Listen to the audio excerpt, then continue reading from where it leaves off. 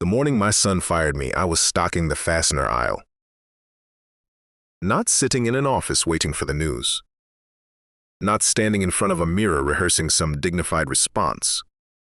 I was on my knees beside the bottom shelf, straightening boxes of 3-inch deck screws, doing what I had done almost every morning for 32 years. Just working. That's who I was. That's who I had always been. The man who showed up first and left last, and never once thought he needed to announce it. Marcus came in through the back at 8:47. I know the time because I had just checked the delivery schedule on my phone, same as I did every Tuesday morning before the freight truck arrived. He walked past 2 of our longest tenured employees without saying a word to either of them. He came straight to the fastener aisle. He was wearing a new blazer I hadn't seen before, charcoal gray, no tie. The kind of outfit that says I'm serious, but I'm also modern. The kind of outfit you put on when you want people to think something has changed. He said, "Dad, I need you to come to the office." I set down the box of screws. I looked at him for a moment. Something in his posture told me this was not a conversation about the freight schedule. There was a deliberateness to the way he stood. The way a person stands when they've rehearsed something. I said, "All right." We walked to the back office, the same office where I had signed the original lease on this building in 1992, where I had negotiated my first supplier contract over a speakerphone, where Marcus himself had come to me at 24 years old asking for a job because 3 other companies had already turned him down. I gave him a job, of course I did. He was my son. He was also, to be honest, the only person who had ever applied who knew how to read a product spec sheet and a loading manifest on the same Tuesday without complaining about it. But mostly, he was my son. He sat down across from me and put a single sheet of paper on the desk. He said, "You're the past, Dad. I need you to understand that this isn't personal. The investors want a clean leadership structure. They want someone at the helm who can take this store into the next decade. I think it's time for you to step back." I looked at that piece of paper. It was a formal separation agreement. His attorney had prepared it, not mine, not ours, his. There was a line for my signature at the bottom and a timeline that said effective immediately, and a payment amount I won't repeat here because it isn't the point. I said, "When did you have time to get an attorney?" He said, "Dad, please don't make this harder than it has to be." I picked up the paper. I folded it in half. I set it back on the desk. I said, "I'm going to go finish the fastener aisle." And I walked out. If you've ever built something with your own hands, something that took years and sweat and more than a few sleepless nights, then you know there's a particular kind of pain that comes when the person you gave the most to is the one who decides you're no longer useful. It doesn't hit you all at once. It seeps in slowly, the way cold air gets through an old door frame. You feel it in your joints before you feel it in your chest. Now, if this is your first time hearing a story like this on this channel, hit that subscribe button right now, because every week we bring you the kind of family drama that most people only talk about in private. Stories about older men who got pushed aside and refused to disappear quietly. You don't want to miss what happens next. I want to tell you how this started. Not the morning in the office. That was just the moment Marcus put a name on something that had been building for 2 full years. I want to go back further, to the place where the story actually lives. Before you decide what you think of my son, I want you to know something about him that I have never told very many people. Marcus was not an easy young man. He was smart, always had been, but smart in a way that sometimes made him his own worst enemy. He had a temper in his 20s that cost him 2 jobs and 1 serious relationship before he figured out how to manage it. When he came to me at 24, he was genuinely humbled. I don't use that word lightly. He sat in that same back office, and told me he was sorry for some of the things he'd said to me over the years. He said he finally understood what I had been trying to show him. He said the world outside had not been as accommodating as he expected, and he asked if I would give him a chance to learn the business from the ground up. He wasn't asking me to hand him anything. He was asking for a starting point. That moment was real. I believe that to this day. I let him work his way up the right way. He started in receiving, breaking down freight, checking invoices against purchase orders, learning the difference between what a supplier ships and what a supplier is supposed to ship. He was good at it, meticulous in a way I hadn't expected. He moved to the customer floor after 6 months. He was better there than I thought he would be. He had a patience with customers that I sometimes lack, a willingness to walk someone down 4 aisles and explain 3 different options without making them feel like a burden. I watched him do that with an elderly man one afternoon who was trying to fix a screen door. Marcus spent 15 minutes with that man. He didn't have to. Nobody asked him to. He just did it. He moved to purchasing 2 years in. That's where things got interesting. Marcus had a nose for negotiating that I recognized from the first time he sat across from a vendor rep. He didn't blink. He let silences get uncomfortable. He smiled exactly the right amount. He reminded me of myself at 30, except more polished in ways that came from a different era. He took a night class in business administration. He read industry journals. He started flagging things in our supplier contracts that I had let slide for years because they weren't worth the fight. By the time he was 32, he was running our second location 40 minutes outside Wichita. He turned that store around in 18 months. Traffic up, margins tighter, staff turnover down. I called him on a Thursday evening after I saw those quarterly numbers and I said, "Son, whatever you're doing over there, keep doing it." He laughed. He sounded proud in a way that was genuine. I was proud of him in a way I hadn't always been sure I would get the chance to feel. What I didn't understand then was that somewhere inside that success, Marcus was also doing a different kind of math. He was calculating what the business could become if certain things were different. And some of those things, in his calculation, were me. But then Sandra died. My wife. 38 years, she had been my partner in every sense that actually matters. She didn't work the floor after the kids were school age, but she was woven into every significant decision I ever made about that store. She had kept the household accounts and reviewed every lease renewal and proofread every supplier contract I couldn't be bothered to read twice. She had a gift for catching the sentence buried on page 7 of an agreement that would create a problem on page 1 in 2 years' time. She found 3 of those over the years. She was right every time. She died on a Tuesday morning in October. Breast cancer.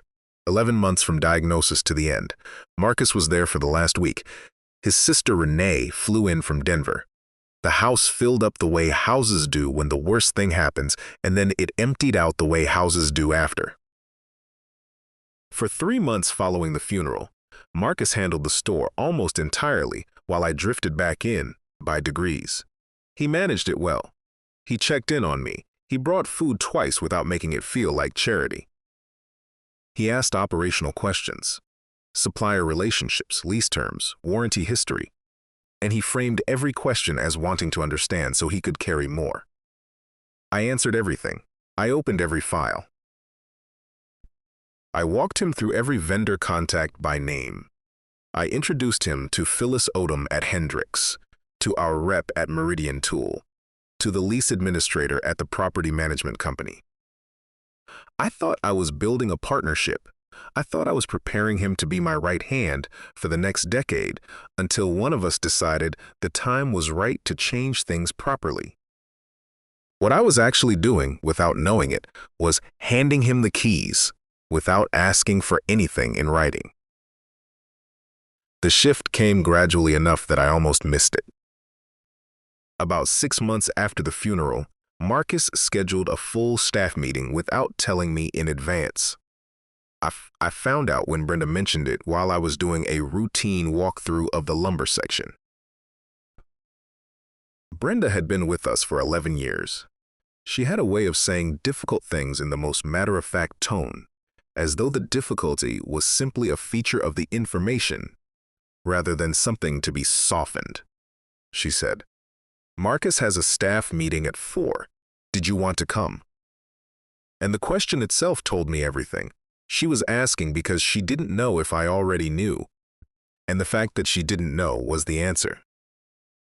I showed up at 4. Marcus was already presenting. He'd prepared slides on his laptop, a new shift structure, a revised commission framework for certain product categories. Both proposals were reasonable. The commission idea in particular was something I had considered myself years earlier and never formalized. What was not reasonable was that he had put the whole thing together and scheduled the meeting without a word to me in advance. When I raised a question about the commission framework, specifically whether it accounted for the supplier discount tiers that affected our margin on certain tool categories, Marcus said, "Dad, we can get into the details later," and moved to the next slide. The staff looked at me. I looked at the back wall and said nothing. That evening I called him and said I would appreciate being included in staff meetings before they happened. He apologized. He said it was a time management oversight. I believed him. I told myself it was a one-time thing. It happened 3 more times in the following 8 months. Different meetings, different topics. Each time he apologized. Each time the apology was a little shorter than the previous one. And then the brand consultant arrived. Her name was Diane. She came recommended by a business school contact of Marcus's, and she arrived with a tablet presentation and the kind of confident vocabulary that belongs to people who charge $300 an hour to tell business owners they are doing things wrong. She spoke about the store's market positioning for 40 minutes without once asking me what had actually made us successful for 3 decades. She talked about visual identity and customer journey mapping. She talked about what she called the heritage liability of founder-era branding, which is a way of saying your history is a weight around your neck. And she looked at the photograph of me holding the building keys in 1992 and said, very pleasantly, that we might want to think about whether that particular aesthetic energy served the store's new direction. Marcus nodded through the whole presentation. I sat in the room for 40 minutes. When it was over and Diane had left, Marcus turned to me and said, "I think she made some solid points." I said, "Some of them." He said he wanted to try the rebranding elements, the uniforms, the signage, possibly the logo refinement. He said it would help when they sat down with investors. I asked what investors. He said he had been in preliminary conversations with a regional group and would loop me in when things got further along. Looping me in, as it turned out, meant telling me things after they had already been decided. I found out about Carter and his private equity partners.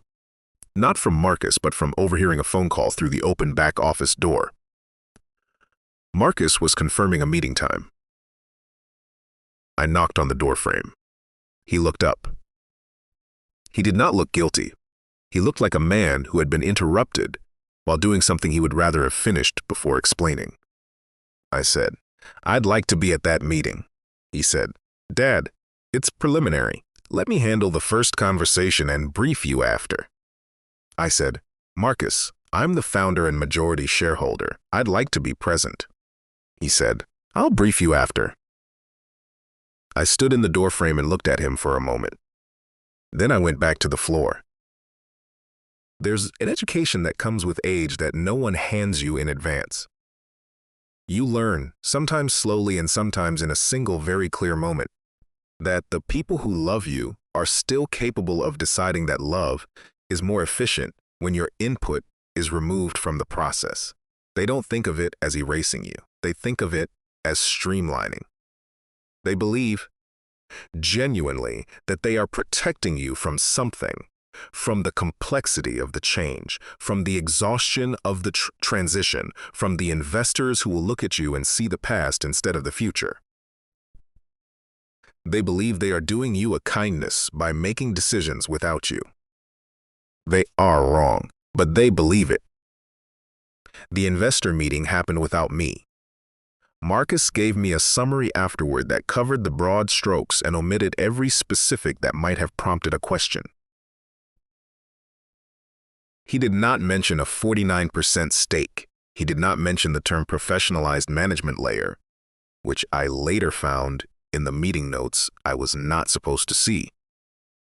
He did not mention that when Carter asked about the founder's ongoing role, Marcus had described it as largely ceremonial.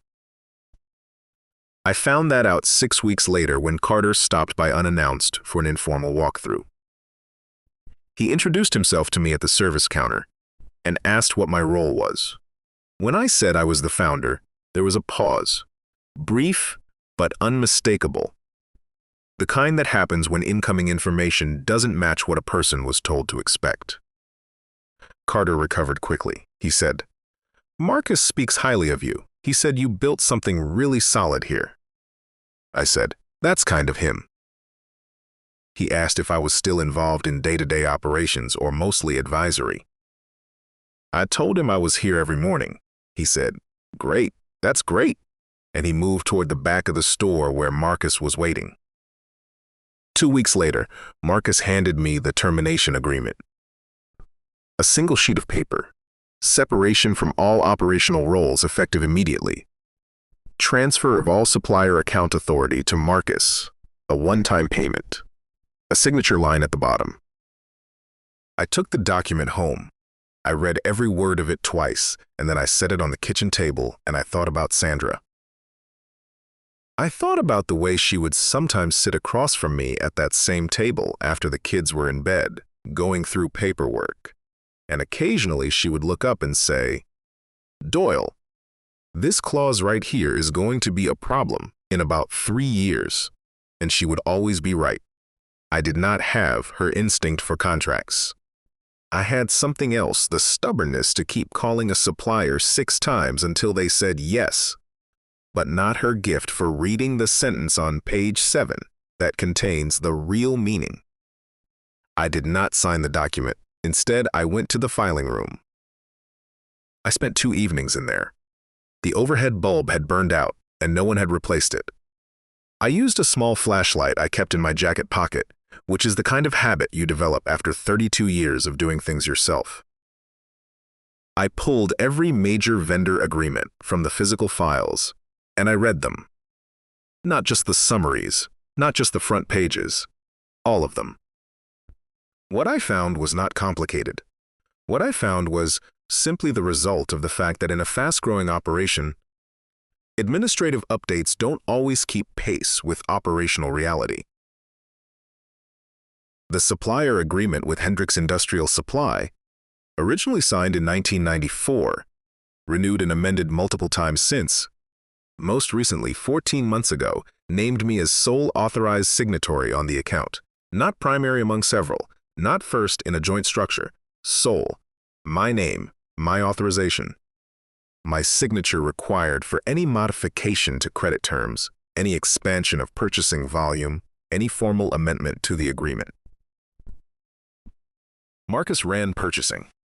Marcus had managed the Hendrix relationship in practice for 2 years, but the contract that governed the relationship, the one with $200,000 in quarterly credit behind it, had never been formally updated to reflect that operational reality. It still named me. It had always named me, because no one had thought to change it. I made a copy and took it home. I put the original back in the drawer exactly as I found it, and I decided not to tell Marcus what I had found until the moment made it relevant on its own. I did not have to wait long. Phyllis Odom called on a Thursday morning. She was the Hendrix regional representative, efficient, direct, good at her job. She had taken over the account from Gerald Purcell 8 years earlier, when Gerald finally retired, and she had been a reliable and professional partner throughout. She called because Marcus had sent supplier representatives an invitation to an alignment meeting the following week, and she wanted to confirm I would be present because she had questions about the renewal terms for the expanded credit line and preferred to discuss them with me directly. I told her I would be there. She said, "Good. Gerald always said you were the kind of operator who took these things seriously. I'll make sure I have all the paperwork ready." After the call ended, I sat in my truck in the store parking lot for about 10 minutes. I was in the parking lot of my own store, sitting in my truck, because I had not been invited to the supplier meeting by my own son. Phyllis Odom had confirmed my attendance. Marcus had not. I found out later that he had sent the invitations through the store's general operations email, listing himself as the primary contact and point of coordination. He had simply not told Phyllis or anyone else at Hendrix that he had handed me a separation agreement 3 weeks earlier, because of course I had not signed it, and until I did, the termination existed only on paper. In every legal and contractual sense, I was still the authorized account holder. I was still the founder. I was still the man whose name was on the document that governed $200,000 in quarterly inventory credit. The investor tour was on Wednesday. Marcus walked Carter and his 2 partners through both floors of the store. He showed them the updated signage and the new Navy uniforms and the point-of-sale software. He showed them traffic data and margin analysis and the location scouting reports for the 2 planned expansion sites.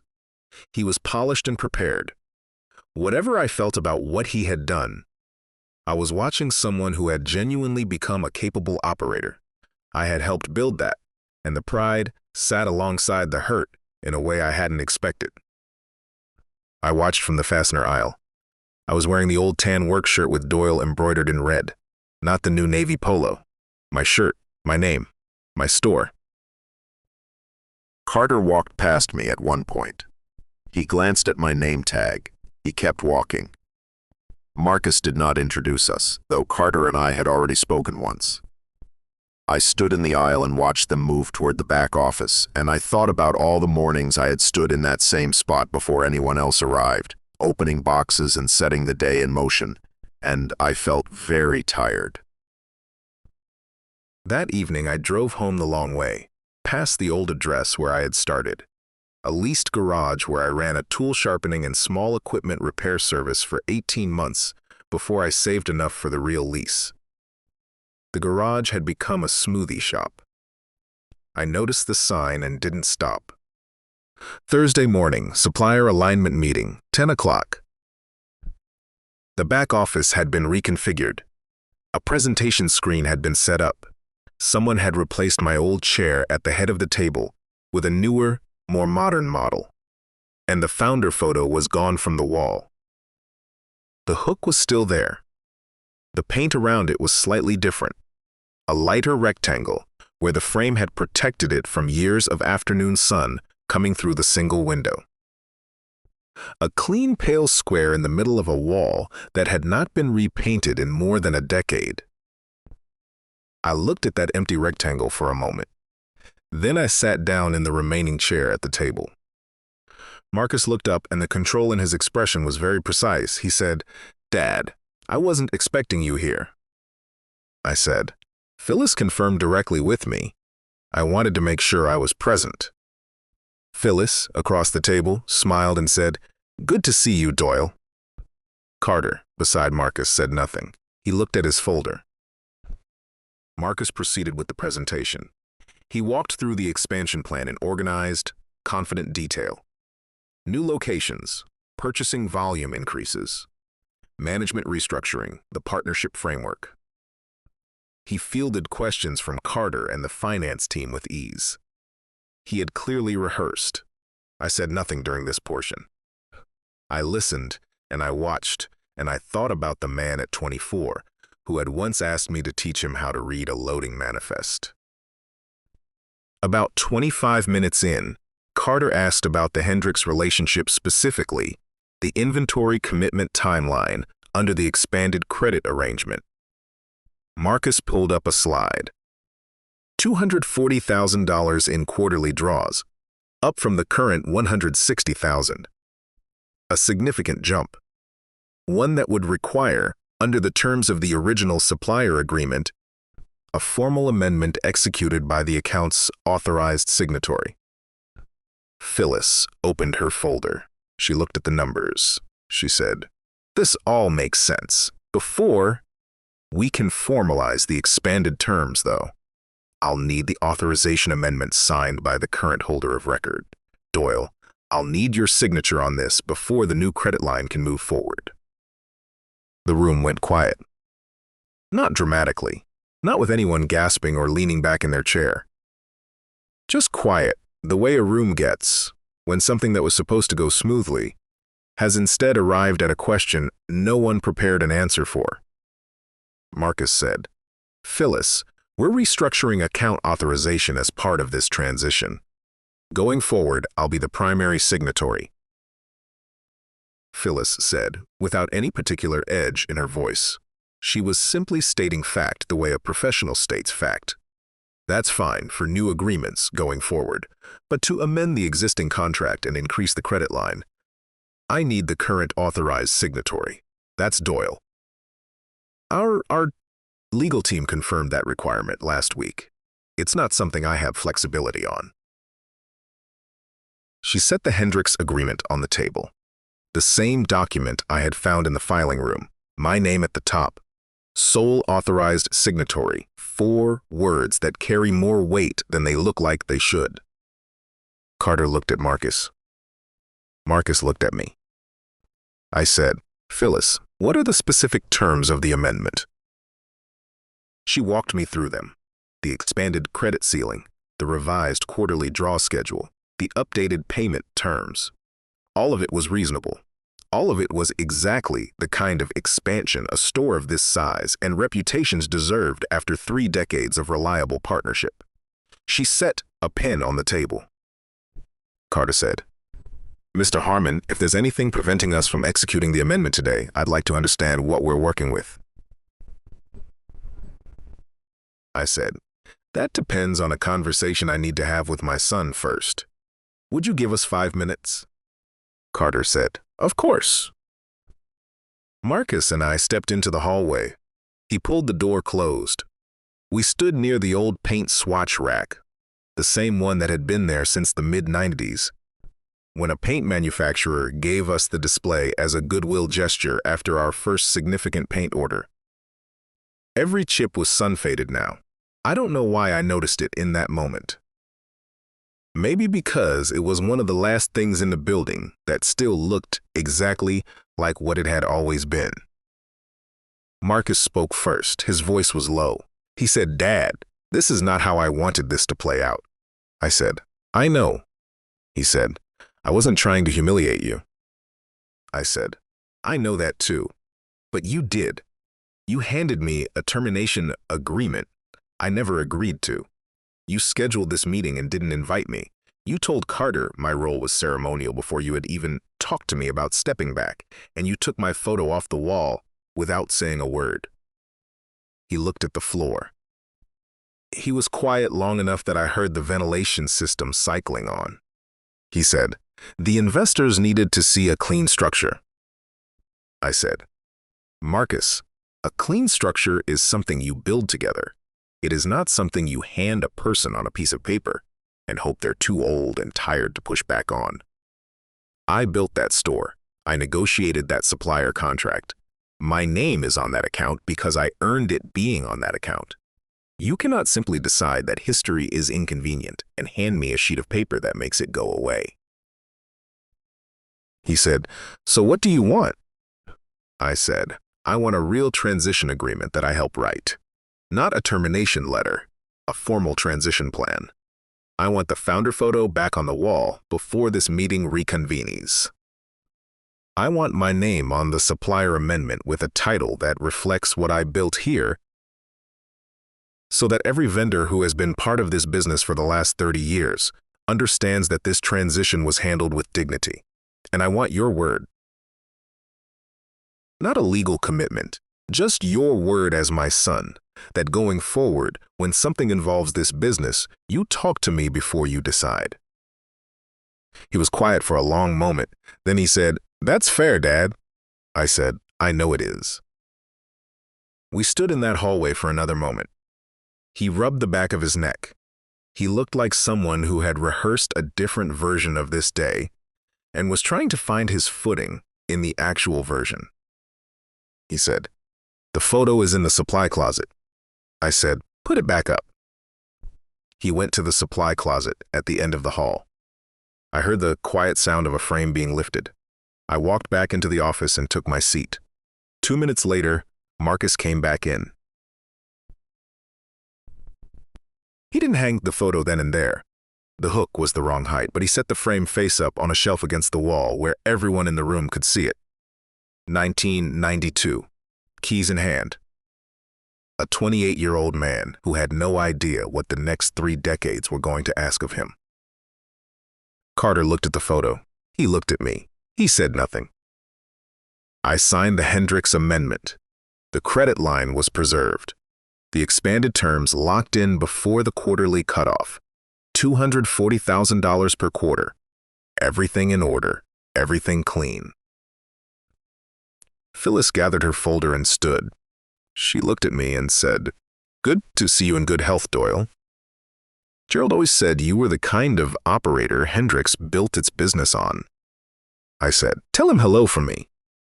She said she would. The following weeks were not simple. Marcus and I met 3 times at a coffee shop 2 blocks from the store to work through a real transition agreement. Not in the back office, somewhere neutral. With coffee and no presentation screens. We built a document together. It named me Founder Emeritus. It outlined a defined consulting role with quarterly advisory compensation. It documented the transfer of supplier account authority to Marcus in an orderly way, with every major vendor formally notified of the handoff through a co-signed letter that explained the history and confirmed the continuity. The Hendricks Amendment itself included a line acknowledging the founding authorization. Every vendor we notified responded professionally. Phyllis sent a note that said she appreciated the transparency. The private equity deal closed about 6 weeks later. Carter and his group became 49% stakeholders. The expansion plan moved forward on the timeline Marcus had projected. I was not at the announcement meeting, and I did not ask to be. That chapter was his. What belonged to me was quieter than a meeting room. I go to the store once or twice a week now. Sometimes I walk the floor. Sometimes I sit in the back office and look at the founder photo, which went back on the wall in its original spot the morning after the supplier meeting, at the right height this time. Marcus put it up himself without being asked. I noticed it, and I didn't say anything. Some things don't need to be said. He and I have dinner every couple of weeks. It is not always easy. There's a distance between us that we're both still measuring, and some evenings we find a rhythm that almost feels like the way things used to be. Other evenings we talk around the thing we're both thinking about and leave a little earlier than we meant to. That's probably the honest shape of things for a while. His sister Renee called me about 2 months after everything settled. She said Marcus had talked to her. She asked if I was doing all right. I told her better than I expected. She said, "He knows he handled it wrong." I said, "I know he does." She said, "Is it going to be okay?" I said, "I think so. It'll take time, but I think so." That's the most honest answer I have. I still drive past the building sometimes. The Navy uniforms are everywhere now. The new logo is on the sign. The point-of-sale system I never learned to use is presumably functioning exactly as intended. From the outside, it looks like a hardware store with a future, which was always the point. which is, honestly, a good thing. What it doesn't look like from the outside is 32 years. It doesn't look like Gerald Purcell finally saying yes on a Friday afternoon after 6 phone calls from a stubborn 28-year-old with no track record. It doesn't look like Sandra suggesting the commercial credit arrangement that carried us through the lean second year. It doesn't look like the mornings before anyone else arrived, when the store was quiet and cold and full of potential, and I was the only one who knew what it was going to become. All of that is still in there underneath the new sign. History doesn't evaporate because someone decides it's inconvenient. It sits in the wood and the concrete and the original contract language and the faded rectangle of paint where a photo used to hang. It waits.